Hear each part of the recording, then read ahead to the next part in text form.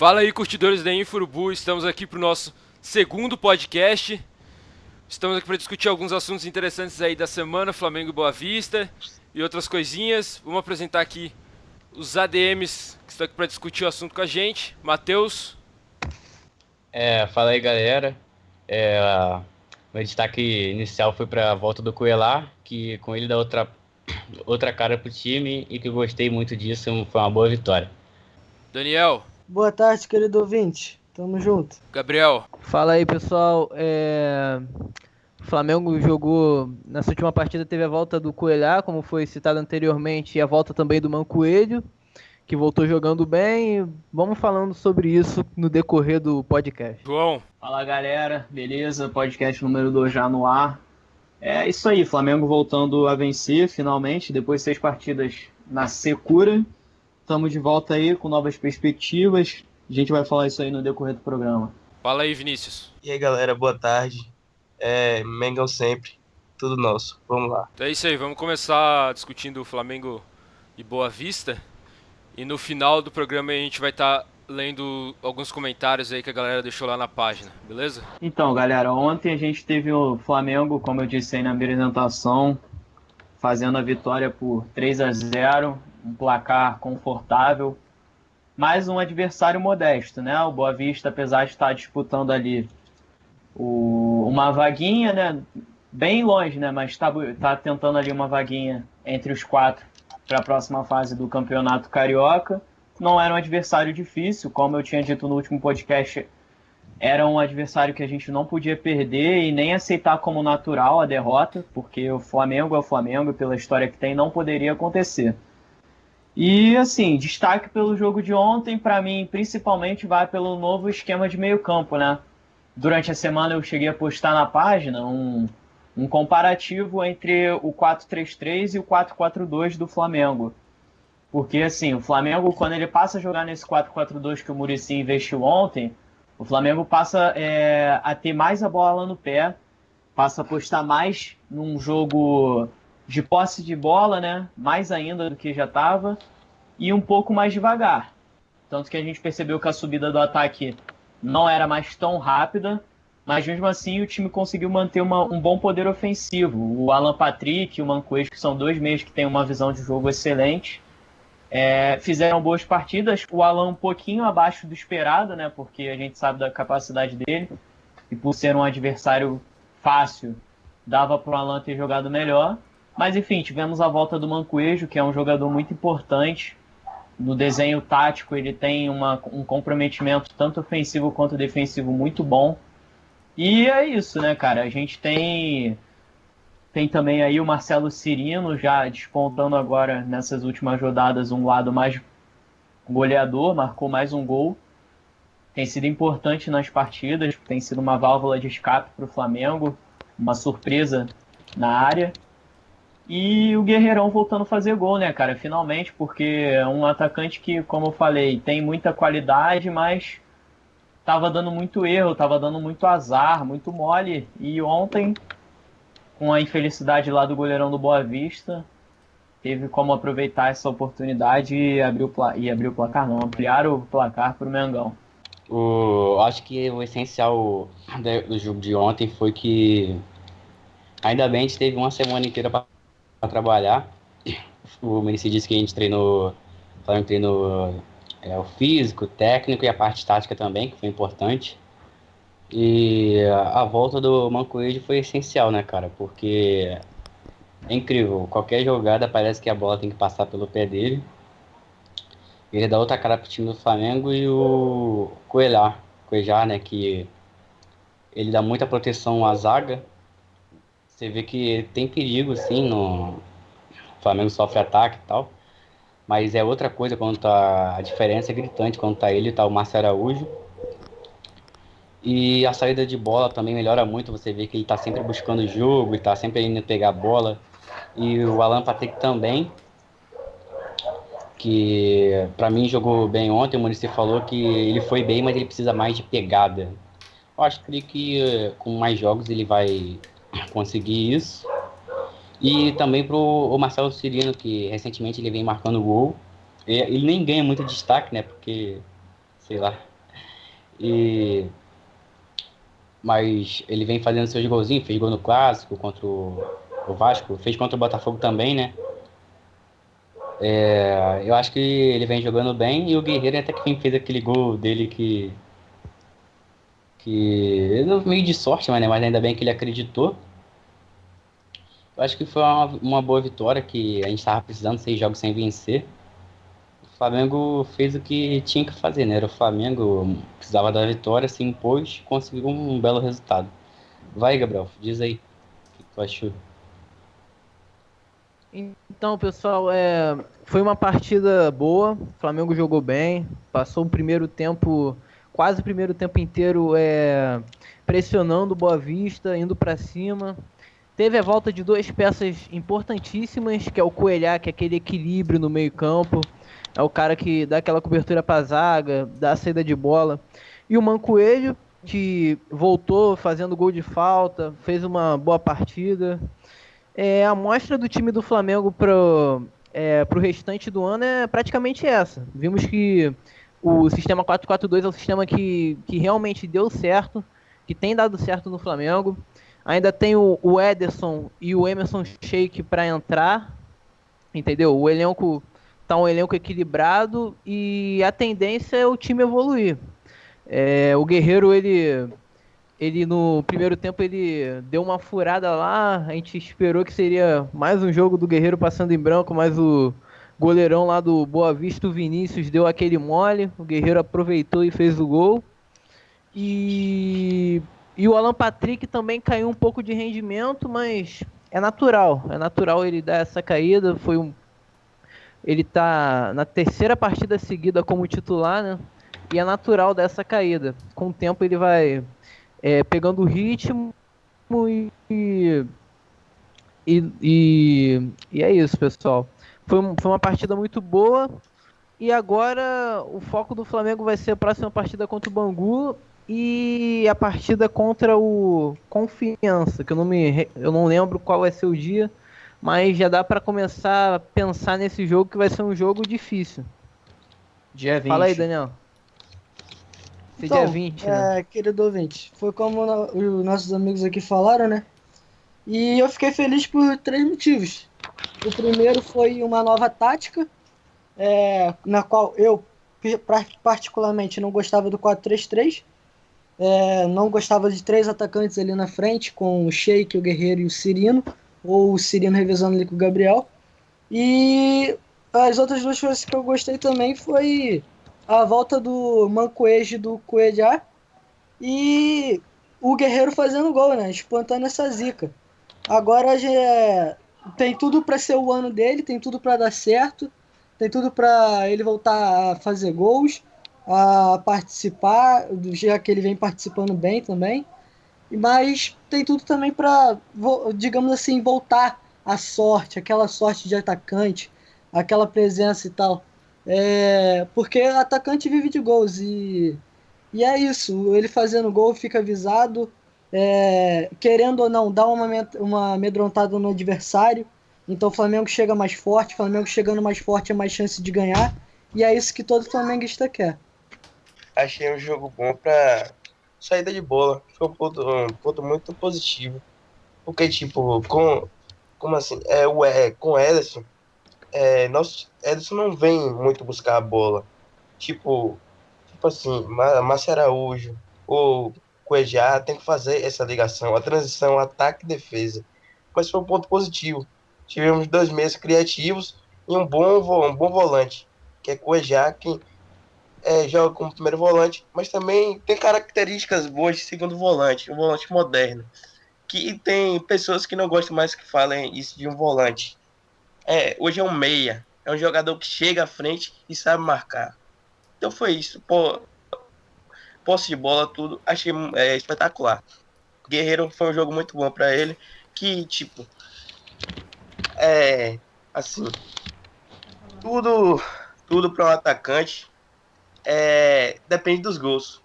Quando esses gols não saem, ele fica vendo uma crise pessoal e crise futebolística mesmo. É só isso. Vale a pena a gente ressaltar aí que, contando com essa com essa partida contra o Boa Vista, foi apenas a terceira vez que a gente teve o meio-campo ali com Coelar, Mancoelho e Arão. Então, eu não sei até que ponto a gente pode criticar esse trabalho do Muricy, com esses resultados ruins aí até agora. É verdade. Perder pro Volta Redonda, Confiança e tal. Porque 3 partidas apenas no ano com o meio-campo ideal, né? Então, é uma coisa para se pensar aí. Será que o Muricy tem tanta culpa assim? Perdeu esses jogadores, perdeu o Mancoelho aí quase 2 meses, o Coelhar foi pra seleção, só o Arão aí. Então, tem que ter Talvez, Fala aí. talvez pelo tamanho dos adversários, entende? Que o pessoal caiu em cima, nós mesmos também. Porque perder pro Volta Redonda, pro Confiança, é pelo tamanho dos adversários mesmo. A gente bota uma pressão a mais, entende? Outra coisa que eu achei interessante foi com esse esquema 4-4-2, que com 2 atacantes, sem o Sheik, né, no caso, que o Sheik não volta tanto para marcar como voltava no Corinthians e ano passado, quando ele precisava renovar o contrato, que com 2 atacantes deu mais liberdade para o Jorge na linha de fundo. Isso aí eu achei bem interessante, porque o Jorge não estava tendo tanta liberdade assim e para atacar, estava só se defendendo. Também que o Boa Vista no primeiro tempo se fechou tudo também, né, para jogar contra o Flamengo. Aí, o Fernandão, que é o centroavante, estava atrás da linha do meio do campo. Então, era inevitável que o... Sobre essa história aí de ser o Flamengo tropeçar com os times pequenos, né? Isso, mesmo jogando com o Márcio Araújo, o Wallace e tal, você tem que ganhar desses times pequenos, isso é lógico. Mas aí com esse meio campo, com essa trinca de meias aí, o Flamengo goleou um 5-0, eu acho, esqueci o time. Ganhou do Fluminense e agora goleou o Boa Vista. Então, com Coelar, Mancoelho e Arão, até contra os times pequenos, o Flamengo goleou. Então, eu acho que eles fazem muita falta aí e são essenciais aí nesse novo esquema, desse novo Flamengo do Muricy. Com certeza. E outro destaque é o Marcelo Cirino, né? O Marcelo Cirino, em 3 partidas seguidas, ele vem marcando, marcou contra o Vasco, marcou contra o Botafogo e agora também contra o Boa Vista. É notório que o rendimento dele cresceu e é sempre bom ter um jogador do nível do Cirino jogando bem, né? O Cirino, ele veio com o peso de resolver os problemas do Flamengo no ano passado, veio do Atlético Paranaense. E esse ano ele começou mal, mas agora ele tem recuperado o futebol dele, que é uma das promessas do Muricy na sua apresentação. Recuperar o futebol do Marcelo Cirino. O Cirino agora ele é mais um no time, né? Ele não tem aquela responsabilidade do ano passado de ser o craque, ele tem que resolver jogos. Agora ele fica jogando lá na direita com o Rodinei, com o Arão, e ele tá fazendo ali a função dele, ele não tem mais aquela responsabilidade. E agora eu acho que ele vai crescer muito mais aí nessa temporada. Então, o Cirino, ele é um jogador que, se bem aproveitado, ele pode ser muito bom no aspecto de finalização, porque o Cirino, se a gente for pegar os jogos dele pelo Atlético Paranaense, ele era um meia esquerda, mas com um grande poder ofensivo no que diz respeito a finalizações, né? Ele não era um ponta somente que dava muitos cruzamentos e etc. Era um atacante, era um ponta que fazia muita função de um atacante mesmo, né? De um finalizador, tanto que teve até aquele golaço que ele faz na Copa do Brasil contra o Flamengo mesmo. E assim, é um jogador que eu acho que no esquema de 4-4-2, jogando assim como um segundo atacante e com uma boa liberdade para atuar também pelas beiradas, que é uma função que ele se dá muito bem, por conta da velocidade, pela força física que ele tem também, é um jogador que pode ser muito bem aproveitado. E uma coisa que eu gostaria de falar desse esquema de 4-4-2 do Muricy e do 4-3-3 que estava utilizando antigamente, é que o jeito que o Muricy escalou o time ontem, não sei se vocês perceberam, mas no final a gente terminou a partida jogando já com 4-3-3. Tanto que a gente tinha o Gabriel e o Emerson Sheik nas pontas. Então, assim, o que o Muricy também está enfatizando nas entrevistas é que ele não vai deixar de jogar no 4-3-3 e somente jogar no 4-4-2, que foi até uma coisa que eu postei na página. O que o Muricy está justificando é que o Flamengo precisa ter novas alternativas para, em caso de num jogo não estar conseguindo se adaptar em poder ofensivo e defensivo com o time adversário, poder ter essa alternativa. E o 4-3-3 é um esquema que, querendo ou não, o Flamengo estava se adaptando, né? Já tinha se adaptado, mas era uma questão de falta de treinamento tático, ou seja, não estava dando para ajustar todos os problemas. Então, assim, o Muricy, com essa pausa que a gente teve aí de uma semana, ele pôde criar o time jogando no 4-4-2 e aperfeiçoar o esquema no 4-3-3. Então, assim, a gente pode ver, talvez, em algumas partidas, o Muricy começando num 4-4-2, como foi ontem, e terminando num 4-3-3, começando num 4-3-3, terminando num 4-4-2, mas dependendo do desenrolar do jogo, isso é muito importante, porque, por exemplo, numa equipe que tem uma marcação muito forte, principalmente nas pontas, como foi o Confiança, o Flamengo não conseguiu criar, porque não tinha muito jogador no meio de campo para fazer essa armação do time.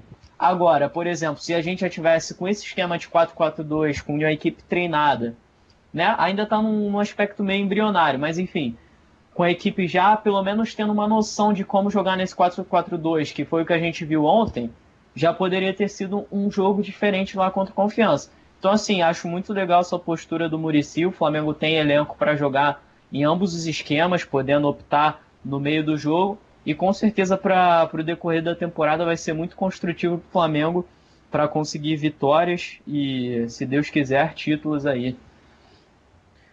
Realmente, ele tá buscando variações, né? Porque a gente viu o Flamengo preso no 4-3-3 e perdendo partidas assim que o Muricy, ele não tinha reação justamente por não ter opção no banco. O Ederson, ele começou o ano já machucado, depois o Mancoelho se machucou, o Alan Patrick tendo que se preparar fisicamente, e ele tipo que obrigatoriamente teve que colocar o 4-3-3.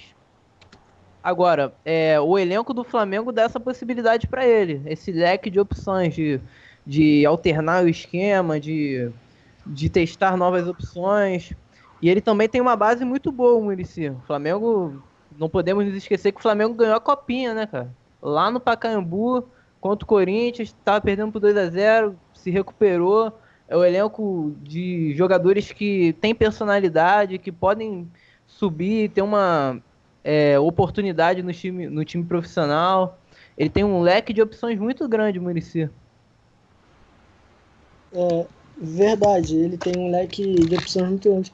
Assim, retrocedendo um pouco a nossa matéria aqui, que eu esqueci de acrescentar, e para não tardar mais, sobre o esquema 4-2, o 4-4-2 que a gente jogou, uma coisa que eu achei bem interessante foi que um atacante completa o outro, né, cara? O Marcelo Cirino traz com a velocidade e a força física, e o Guerreiro com a estabilidade e a técnica. E assim, eu achei bem interessante isso. E o que vocês acharam sobre isso? Definiu muito bem agora. Exatamente isso. O Cirino é aquele jogador mais explosivo e tal, o Guerreiro faz aquele pivôzão. Eles se completam e a tendência é essa dupla de ataque se entrosar e dar certo, entende? Mas vamos ver como é que vai ser no decorrer dos jogos e tudo mais. Exatamente. Mas assim, o que eu mais gostei nesse sistema de 4-4-2, e para mim eu acho que vai ser, digamos que assim, a arma do Flamengo são as subidas dos laterais, né, cara? Nós temos dois laterais de uma qualidade, inegável, sabe? No Campeonato Brasileiro a gente sabe, no futebol brasileiro, para falar a verdade, jogadores brasileiros, é raro a gente achar laterais bons. O Flamengo tem hoje uma dupla de laterais muito legal, Rodinei e Jorge. Então, assim, ambos com poder ofensivo muito bom.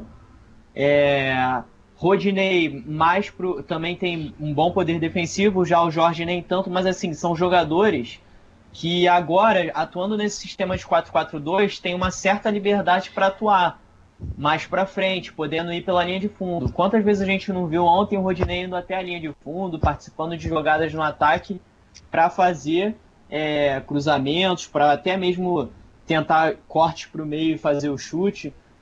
São jogadores que o Flamengo pode aproveitar muito bem nesse sistema de 4-4-2 e render bastante, dando uma surpresa que muitos times não esperam, né? Porque são laterais. O Jorge nem tanto, né? Mas são laterais rápidos, né? De um certo modo, técnicos e com boa visão de jogo. E assim, olhando no aspecto ofensivo, é muito importante. Agora tem que ver como é que vai ser esse esquema, porque naturalmente, quando a gente dá liberdade para os laterais, a gente tem que ver como é que fica a recomposição de jogo, principalmente contra time grande, porque a gente sabe que o Boa Vista é uma equipe modesta e assim, nem levou, acho que não chegou a levar nenhum perigo ao gol do Flamengo na partida de ontem. Então assim, temos que, ainda é cedo falar que o Flamengo vai dar muito certo no 4-4-2, mas assim, é um esquema legal, tem futuro, eu acho, mas assim, acho que tem que ter confrontos mais pesados para a gente ter essa certeza de que o Flamengo tem essa opção aí de 4-4-2 como um esquema mais viável para as próximas partidas. E falando do 4-4-2, cara, ultimamente no futebol o pessoal tá tendo muito preconceito com esse esquema. Agora é tudo 4-2-3-1, 4-3-3, mas só que o time tem que ser montado de acordo com os jogadores, não tem essa de esquema perfeito, entende? O brasileiro acabou pegando muito essa influência do futebol europeu, né, cara? Porque a gente vê muito futebol europeu atuando com jogadores de ponta, pegando muito assim pela ala e tudo mais. É um futebol que antigamente era uma ideia bem antiga, né, e voltou a ser utilizada agora nos tempos modernos. Mas assim, eu acho que foi o que você acabou de falar agora. O futebol hoje ele tem que ser moldado com o que você tem. Não adianta você colocar um time para jogar no 3-5-2 se você só tem zagueiro lento, porque quando tu tomar um contra-ataque tu tá ferrado. Então assim, o futebol hoje tem que ser montado com o que você tem. O elenco do Flamengo, por planejamento e sorte também, é um time bem robusto. É um time que tem opções para jogar tanto num 4-4-2 quanto num 4-3-3, e isso eu acho mais interessante para campeonatos longos, porque como eu falei aí anteriormente, no decorrer da partida pode dar uma surpresa para a equipe adversária e o Flamengo conseguir aí o êxito, conseguir sair com a vitória. Assim, que no caso, Muricy teve uma semana longa para trabalhar, isso foi importante. E ele pôde desenvolver um novo esquema. E nos jogos passados, contra Confiança, Volta Redonda, ele não teve esse tempo. Então, assim, se Muricy tiver o trabalho, a determinação, tudo para fazer esse esquema, para treinar, para dar certo, ter envolvimento, e jogadores comprarem a ideia, dá certo. Com certeza dá certo. E foi como falaram, depende do estilo de jogo. Vai ser adaptado ao modo que o jogo pedir. E Muricy geralmente vai saber quando for essa hora. Então, a gente teve também aí essa semana uma novidade que eu acho que todo rubro-negro gosta, né? Que é a possível construção de um estádio e talvez agora algo mais concreto, digamos assim. Não tenho muitas informações porque foi meio que ao acaso eu ter visto essa notícia. Foi uma matéria que saiu de um repórter do Folha de São Paulo, que o Flamengo teria recebido uma proposta para construir um estádio em Guaratiba, com a capacidade de 48 mil torcedores. De primeiro momento, no Twitter eu vi muitas pessoas reclamando por conta de Guaratiba ser um lugar, de certo ponto, distante, né? Principalmente dos núcleos das torcidas organizadas do Flamengo. Mas assim, eu acho que primeiro a gente tem que analisar alguns pontos antes de reclamar, né? Primeiro, cara, ter um estádio pro Flamengo é sinônimo de uma vitória Pô, cara, é inexplicável, sabe? Porque por muito tempo a gente é zoado de não ter estádio. Esse ano o Flamengo ainda vai sofrer muito com esse lance de não ter estádio. Querendo ou não, por mais que tenha que jogar em Brasília, em Volta Redonda, a gente sabe que não é o legal, não é o correto, não é o normal. Então, assim, acho que primeiro ponto de tudo a gente tem que ver. O estádio em Guaratiba, por mais que seja uma proposta, já é muito legal, porque mostra que as empresas estão vendo futuro na administração do Flamengo, estão vendo futuro nesse investimento. Ainda não tem a confirmação de que isso seja uma proposta verdadeira, né? Mas, enfim, vamos agora analisar os pontos. Antes de mais nada, a gente tem que ver que tudo no Brasil para você construir, aqui no Rio de Janeiro principalmente, porque é uma cidade com uma hiperlotação de gente absurda. Então, assim, aqui no Brasil é uma demora enorme para você começar a construir um processo burocrático enorme. A gente vê aí a própria aquela arena que o Flamengo está se arrastando praticamente aí do início do mandato do Bandeira de Melo, que é a arena para esportes olímpicos, né, para o vôlei, para o basquete.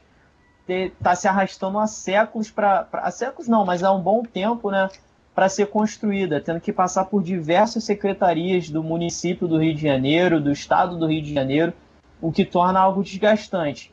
Receber a oferta para um lado que ainda não é, digamos assim, não tem uma demanda populacional tão grande quanto a Zona Norte, quanto a Zona Sul, tem que ser vista com carinho, porque a Zona Oeste do estado do Rio de Janeiro tem crescido bastante, né? A gente vê, quem conhece o estado do Rio de Janeiro sabe que Jacarepaguá, a Barra tem recebido muitos investimentos, principalmente agora da Olimpíada, e Guaratiba é um lugar próximo da Barra, do Recreio, e eu acho que o Flamengo tem que pensar não só nos torcedores, no núcleo das organizadas, porque se o Flamengo, se ele lota um estádio em Brasília, se o Flamengo lota em estádio em Macapá, e tudo quanto é lugar do Brasil, eu acho que não vai ser um problema um estádio em Guaratiba que não passa de 2 horas de ônibus, de carros, seja qual for o meio de transporte. Muita coisa, cara. Pra ir.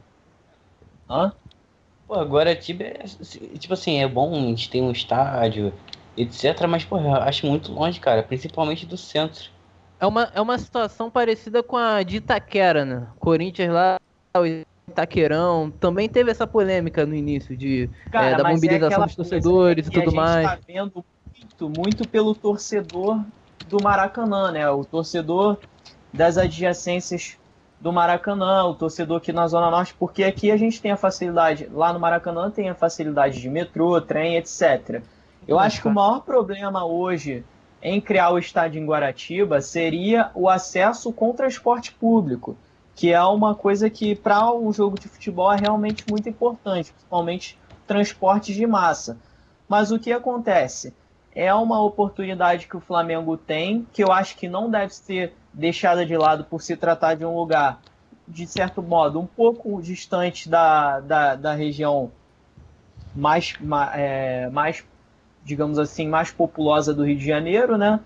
Mas, assim, é uma proposta muito interessante, cara, porque é um estádio grande de 48 mil lugares e o Flamengo tem a oportunidade agora de dar prosseguimento a projetos de sócio-torcedor e tudo mais. Mas como ainda é algo muito embrionário, não tem como dizer que esse estádio em Guaratiba vai sair.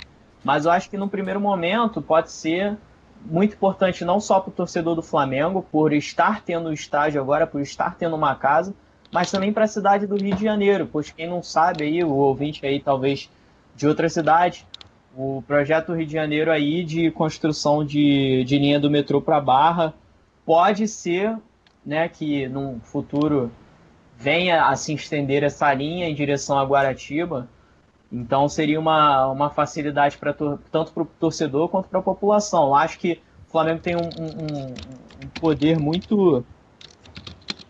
muito grande, né, na sociedade também, porque a torcida é muito grande, muito presente no dia a dia. Então, assim, de um certo modo, ia acabar influenciando na construção dessa infraestrutura que iria ajudar o Flamengo, a torcida, a população de um modo geral, seria muito interessante. Mas ainda algo embrionário, perdoe aí por ter me estendido, mas como fui eu que postei, eu me senti na obrigação de falar um pouco mais sobre o assunto. Essa história aí do Flamengo construir esse estádio, né, que foi oferecido, passa muito pelo Flamengo conseguir ou não a administração do Maracanã. Que o Bandeira aí chegou a falar que com esse novo consórcio que vai assumir, o Flamengo não vai jogar lá. O consórcio vai fazer o que quiser com o Maracanã, vai fazer show, fazer o que, o Flamengo não vai jogar lá. E então, se o Flamengo conseguir a administração do Maracanã, essa história do estádio aí já era, né? Porque o Flamengo com o Maracanã, eu acho que todo mundo aqui prefere, mesmo não sei se é muito bom economicamente pro Flamengo, mas é um estádio tão grande assim, deve dar bastante custos, mas o Flamengo conseguindo o Maracanã, talvez dividindo com o Fluminense, né? Porque o Fluminense também joga lá. Os dois clubes conseguindo a administração do Maracanã, eu acho que fica bem interessante pros dois. Ficaria bacana. Ficaria tipo lá em Milão, né, cara? A Inter de Milão e É verdade. os caras administram o mesmo estádio. Os dois clubes, não é o governo do estado que intermedia os dois, não. São os dois clubes que gerenciam o estádio, que mandam jogos. Show mesmo, quando tem lá. Os dois clubes que dividem. Flamengo e Fluminense, como tem uma relação bacana entre os dois presidentes, dá pra fazer algo desses moldes aí. E, cara, já é um estádio pronto, né, cara? Não vai ter aquela dor de cabeça e tal. Já é um lugar que todo mundo já tá acostumado de ir, já sabe ir, que é o Maracanã. Como o João falou, tem a facilidade do trem, do metrô. Então, o ideal, na minha opinião, é tentar administrar o Maracanã, entendeu? Galera, antes de mais nada, eu acho que a gente tem que deixar claro que é um absurdo o que o governo do estado do Rio de Janeiro está propondo com essa licitação do Maracanã por empresas que não visam o enriquecimento do futebol carioca. O Maracanã não é só um templo do futebol carioca. O Maracanã é um templo do futebol brasileiro, do futebol nacional. Lá ocorreram grandes finais, grandes marcas históricas do futebol mundial, e é um absurdo o que está acontecendo com o Maracanã, com as empresas que estão tentando a licitação. É um absurdo você ver clubes como o Flamengo, que já renderam lucros enormes e poderiam render muito mais, ganhando apenas 35% do valor do lucro, sendo que o clube ainda tem que se carregar da organização dos jogos, que é um gasto enorme, e acaba sendo algo prejudicial, tanto para a empresa, que eu não consigo enxergar lucro com eles fazendo isso, só tendo show no Maracanã, e para o próprio clube, né, cara? Porque, assim, é uma questão cultural, passa por muita coisa, é um absurdo isso que estão fazendo com o Maracanã. E se assumir a empresa aí que estão falando, que parece que está na frente das negociações, se eu não me engano, é a BWA, que entrou no Brasil como WB Brasil, não sei o nome correto, uma empresa francesa, que lá na França se chama Lagardère, uma porra assim. Enfim, é um absurdo isso pro futebol brasileiro, pro futebol carioca, para qualquer instituição futebolística. É um absurdo a gente estar perdendo o Maracanã. Um absurdo. O que eu queria showzinho de Coldplay, Rolling Stones, seja lá qual for. Assim, o que eu vi numa entrevista do assessor do prefeito do Rio, ele disse que os planos da cidade é que o Flamengo administre o Maracanã. Já estavam fazendo esse processo, conversando e tal, e depois da Olimpíada iria vir essa questão. Só que veio essa parada aí do estádio, o que eu acho que vai ser muito difícil, porque visando bem, cara, é tudo muito burocrático. Aqui no Brasil sabe que nada funciona. É uma roubalheira, é uma pilantragem, cara, uma pilantragem. E o que é mais fácil pro Estado é deixar o Flamengo construir um estádio, nem que seja para 48 mil pessoas, e ver o time lucrar e não dar nada pro Estado, ou o Estado ficar com uma porcentagem dos jogos do Flamengo, o que aconteceria no caso. E o Flamengo é o único time assim que bota mais de 50 mil pessoas ali dentro. O Fluminense, num jogo esplêndido, coloca 42 mil. O Flamengo coloca 50 mil num jogo normal. Eu lembro no jogo, acho que foi contra o Santos, tinha acabado os ingressos, cara. Lotou aquilo lá. E no ano passado. Então, é muito mais válido o prefeito deixar o Flamengo administrar o Maracanã do que deixar o Flamengo construir um estádio. Os caras são muito... No caso os caras... é o governador. No caso é o governador do estado. Os caras são muito cabeça dura, né, cara? É Mas, incrível. ô, João, pra dar a licitação do estádio é a prefeitura, né? O governo do estado não. É a prefeitura, João. É a prefeitura. Ah, tá.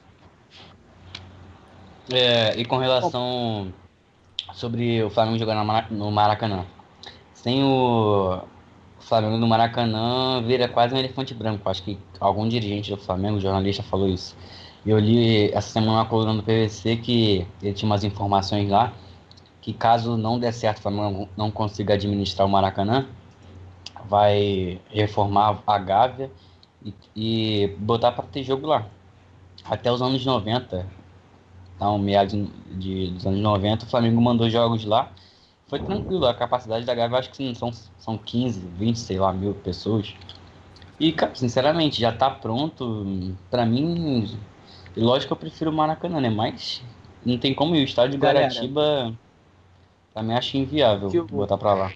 O que eu volto a dizer é que assim, o estádio em Guaratiba seria legal por uma conquista do Flamengo. E a gente não pode pensar somente no torcedor que vive em Jacarepaguá, que vive na Tijuca. O Flamengo tem torcida em tudo quanto é lugar. Então, assim, lotar estádio, ter capacidade, ter uma boa bilheteria nos jogos, eu acho que não seria um problema.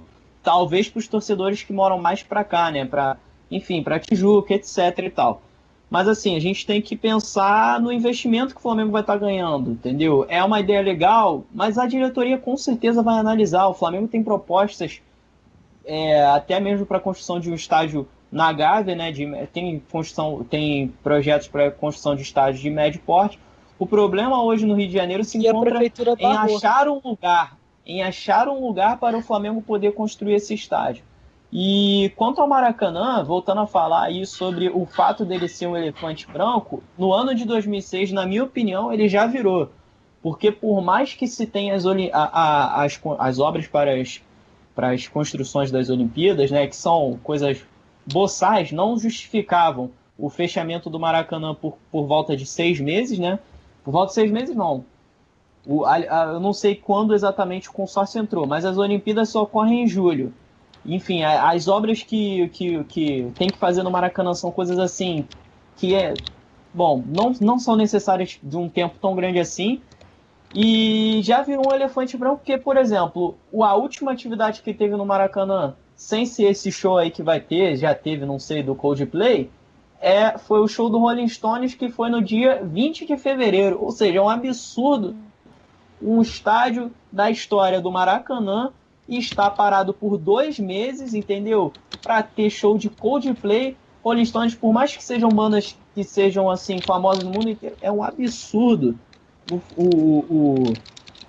A gente tem que aceitar os times cariocas, times grandes de primeira divisão, tendo que ficar jogando em volta redonda, em palcos em praças não tão chamativas, enfim. Enfim, a gente tem que aceitar, né? Porque não tem muito o que fazer. O torcedor, infelizmente, é uma questão que passa por muitas entidades corruptas, enfim. Uma pena. A gente podia esclarecer logo para os queridos ouvintes que Fernando Senna, na verdade, é um personagem fictício. Ele não existe. Para deixar bem claro, querido ouvinte, Fernando Senna não existe. Não é lateral esquerdo. O Tosa posta, pelo que eu fiquei sabendo de uns amigos aqui, ele posta isso todo ano e todo ano tem gente caindo. E é isso. Não existe, não tem Fernando Senna. O Flamengo não contratou nenhum lateral esquerdo novo. Então, não pergunte mais sobre Fernando Senna. É nóis. Esclarecer pro nosso ouvinte essa parada, porque, porra, volta e meia tem nego perguntando isso, cara. Agora vamos. A opinião da rapaziada agora? A opinião da galera? Então, a galera aqui no Facebook pediu pra gente falar da formação do 4-4-2, que a gente falou. Pediram também pra gente falar da boa fase do Cirino, né? A gente falou um pouco também. Fernando Senna aí, o Daniel acabou de falar. estavam pedindo aqui a contratação do Richelli do Sport. O que vocês acham aí? Pra ser reserva do Coelhar, eu acho muito difícil. A contratação é Eu acho viável. difícil. Eu acho difícil ter um jogador de destaque no esporte, né, cara? E também não veria pra ser titular aqui. reserva. Não E vem. ele é mais segundo volante, eu acho, né? Não sei muito bem. E temos Dona aqui. Ronaldo. Fala aí, Temos o Ronaldo, que é da base. Tem também o Canteiros, pode fazer a função. Tá até treinando nessa posição de primeiro volante. Que seria algo bem moderno. É verdade, Vinícius. Verdade. Tem o Ronaldo da base. Eu gostaria muito de ver esse garoto jogando. Na Copinha ele teve... foi até mesmo o 4-3-3 que jogavam, né, na época da Copinha, né? Com aquele volante ali entre os dois zagueiros, e o Ronaldo fez essa função muito bem. É um garoto alto, magro, ágil e tem um grande poder de marcação. Eu gostaria de ver ele jogando. Ele tem uma boa saída de bola. Em alguns momentos ele sabe fazer o terceiro zagueiro. E quando vai à frente, vai bem também. Isso é interessante. Deixar aqui um salve pro Breno, também aqui que falou, pelo visto ouviu o nosso último podcast e pediu pra gente tentar fazer mais curto. Essa é a ideia. O Breno aí, se estiver ouvindo o segundo podcast, pode deixar que a gente tá tentando diminuir o tempo para deixar uma coisa mais dinâmica. Verdade, a gente vai tentar diminuir cada vez mais, assim, no limite, porque fica chato até passar, assim, de 35, 40 minutos. Então, A gente tá se adaptando, né? Estamos se adaptando. Com o tempo a gente consegue se adequar ao horário. Verdade, isso mesmo. Verdade. Exatamente. E teve também aqui o Vitor Henrique pedindo pra gente falar dos jogadores que não estão tendo chances, que estão tendo poucas chances para jogar. Ele deve estar querendo falar do Arthur Henrique, Antônio Carlos. Eu toquei nessa questão aí no meio de semana aí, falei. Com certeza esse Antônio Carlos e o Arthur Henrique, eles estão levando, os empresários dele estão levando uma boquinha no salário, cara. Não é possível, os caras não vão nem pro banco, não vão nem viaja. Porra, pra contratar os caras pra quem então? Não vejo outro motivo pra isso. E tipo, agora é o momento dos jogos pequenos, né?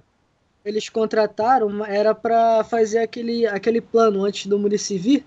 Eles já tinham se organizado e tal pra colocar os reservas no Carioca e os titulares iriam jogar assuminas, só que aí acabou que a Globo, o Muricy também, pelo que o Godinho falou, o Muricy chegou falando que os reservas iriam jogar apenas 4, 5 jogos, não me recordo bem, e aí não iria ficar satisfeito. Os titulares também teriam que ter um ritmo, e aí acabou que jogando os titulares eles perderam a oportunidade e não estão sendo nem relacionados. E isso não sei se é um problema ou se, por exemplo, é um alívio. Não sei, porque até hoje eu não vi eles jogarem. Eu não sei se os caras são bons, se eles não são bons, e fica nessa. Tem nem como jogar esses caras. Coisa de... Os caras não jogam, pô. Acaba sendo chato pra torcer. Acho que não, vou falar aqui rapidinho. Eu acho que acaba sendo chato porque quando a diretoria faz um discurso, né, de centro de excelência, de pesquisa e tudo mais, acho que fica chato que a torcida cria uma certa expectativa nos atletas. E assim, o campeonato carioca, que é o campeonato que julga ser o mais fraco, né, o mais tranquilo pra gente fazer esses testes desses atletas que ainda não são famosos, que ainda não estão acostumados com a pressão, com o peso da camisa do Flamengo, é muito legal. Eu acho que assim, nesse meio tempo, o meu destaque, né, para um jogador que tem sido muito pouco utilizado e nem para o banco tem ido, é o Hector Canteiros, que na temporada de 2014 salvou o Flamengo. Para mim foi a principal válvula de escape da equipe naquele ano. E assim, é triste ver um jogador do nível dele hoje não sendo nem convocado para participar do banco de reservas. Uma pena mesmo. E de perguntas aqui, rapaziada, não chegou a surgir nada não. Agora acho que já fecharam as perguntas aí da rapaziada. Tem aqui a página do YouTube, comentário do Juan Barreto. É um pouco... Cara, o cara escreveu a Bíblia aqui, é muito longo, mas... Vamos ler aqui. O Sheik está mal matando o Jorge na lateral. Muito individualista, e não é de hoje. Isso já vem do ano passado. Merece estar no banco se voltar a jogar bem, volta pro time, senão vai virar opção de segundo tempo. Segundo, eu percebi que o Sheik não está jogando de ponta, clássico, que vai bastante no fundo. O esquema do Flamengo varia no decorrer do jogo de 4-3-3 para 4-4-2, com o Sheik se tornando um meia, caindo mais pro lado. Como foi no jogo do Botafogo no segundo tempo, que sai o Ederson machucado, com dor no tornozelo. Mas o Sheik não entrou como ponta, e sim como meia, mais pelo lado esquerdo. E fez algumas jogadas pelo meio. Acho que jogou melhor que contra o Vasco. Acho que como meia rende melhor do que ponta, pois... O cara escreveu coisa pra caralho aqui. Precisa soltar a bola, shake. Nós torcedores em geral temos que ter paciência, pois não está tudo horrível e tal. O cara fez um desabafo aqui, um texto. Quem quiser ler tá no nosso primeiro vídeo aqui. É o podcast number 1, né? Hashtag 01. Então é isso, pessoal. Ah, e um abraço pro Juan Barreto, que comentou aqui a Bíblia. E tamo junto, pessoal. Isso aí, valeu todo mundo que comentou aí. E mandem mais comentários aí pro próximo. E eu também gostaria Exatamente. de deixar um abraço aqui pro Anderson Almeida, um grande amigo aí da página. Ele também deu uma opinião aqui, mandou até pelo meu WhatsApp. Ele acompanha a página há algum tempo e deu a opinião dele também. E ele falou mais ou menos isso que o Juan falou, então eu quero deixar um abração aqui pra ele. Os caras tão bravos com o Sheik mesmo. Então é isso, galera. Show de isso aí, bola, galera. show de bola, Sheik a já é galera bom. participando aí no podcast já de primeira. Bem legal isso. Só incentiva a gente continuar fazendo e crescendo cada vez mais. Isso aí, então. Isso Fechou? aí. Fechou, valeu. Valeu, Valeu. galera. Até o, Tamo junto. Valeu, até galera. o próximo. Até o próximo. Valeu. Valeu, galera. Até a próxima. É, Mengão sempre. fora o Wallace.